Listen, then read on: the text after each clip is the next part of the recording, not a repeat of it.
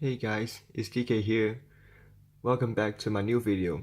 In this video, I'm going to talk about my opinions of my experience with the Samsung Galaxy S8. Since I've bought this phone for quite a while now, here are some of my opinions of the Galaxy S8. And first, the good things.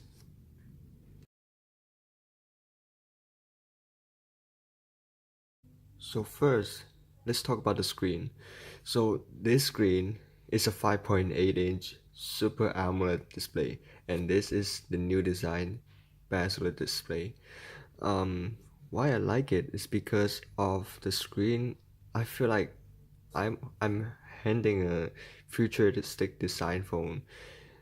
Well, as you may say that the LG G6 is already released before this phone, but I just feel like I don't really like the LG G6 kind of design.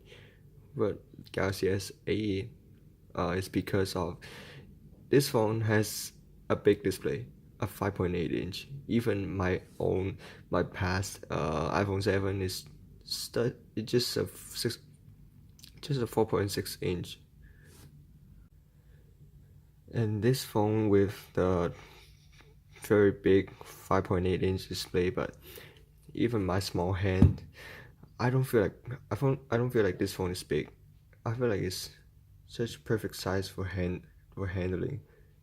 The screen of this phone, because since the phone is a Super AMOLED display, so the color, the saturation is like so good for both gaming and video or photos. And it has the the best in class processor for 2017, the Snapdragon 835 or the Exynos 8895. For this version, the one that I own, this one is the Asian version, the international version, whatever you want to call it, is Exynos 8895. So it is the same equal performance quality of the Snapdragon 835. And also the headphone jack. Right now, so many flagships already losing these features because of the need of being wireless, and they're trying to eliminate this useful 3.5 mm headphone jack. And the fast wireless Qi charging. By the time you put the phone on the charging pad, it charges instantly without a glance.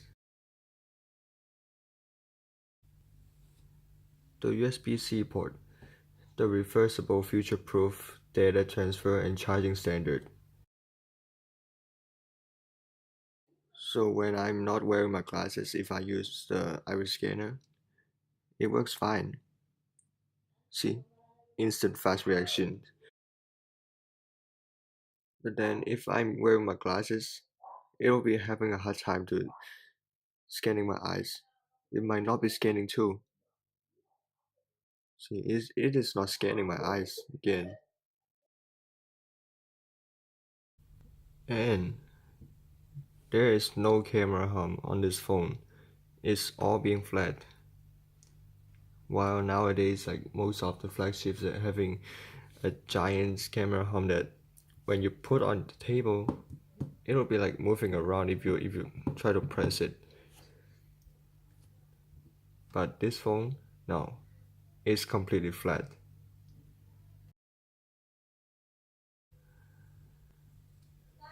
And the Gorilla Glass 5.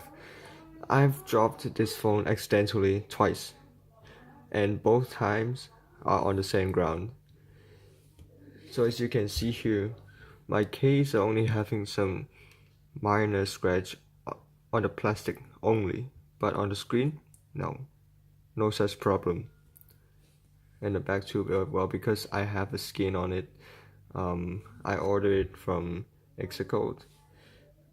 Um, so this screen, the glass is really tough and smooth. I tried to drop some water on it, and it slipped away like instantly. And even my hand has kind of sweaty palm. I have a sweaty palms and fingers.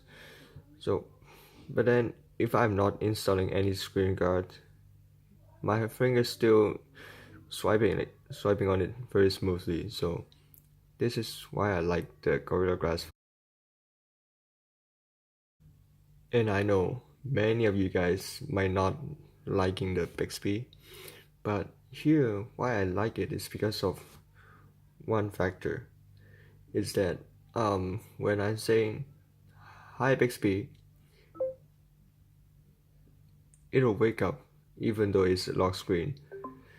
But if this is a Google Assistant, I need to at least wake the phone first, and I can say the phrase "Okay Google." But Bixby, I can just wake it up instantly, even the screen is locked.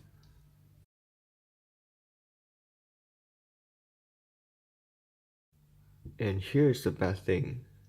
So according to Samsung, the Galaxy S8 and the S8 Plus are using the Qualcomm Quick Charge 2.0 because of the accident of the Galaxy Note 7. This phone is only support for Quick Charge 2.0, which is slower than the 3.0. Well, if we compare it to other Android flagships on the market, most phones are using Quick Charge 3.0.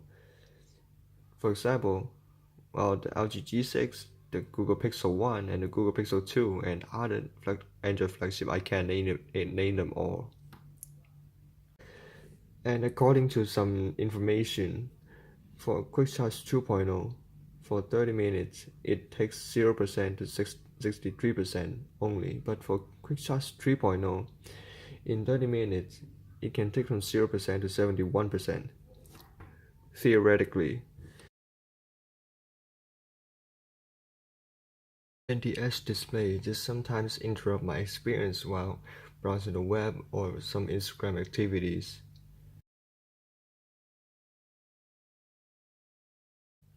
And the fingerprint sensor.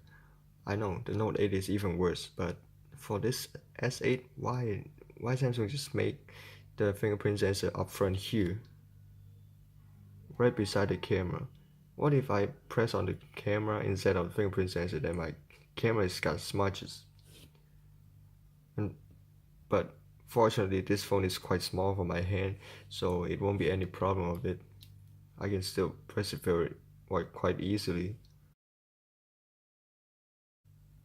I know, I just mentioned about the good thing for Bixby, but sometimes if I'm accidentally press on my phone like one side, I will launch Bixby. Okay, here is what I found.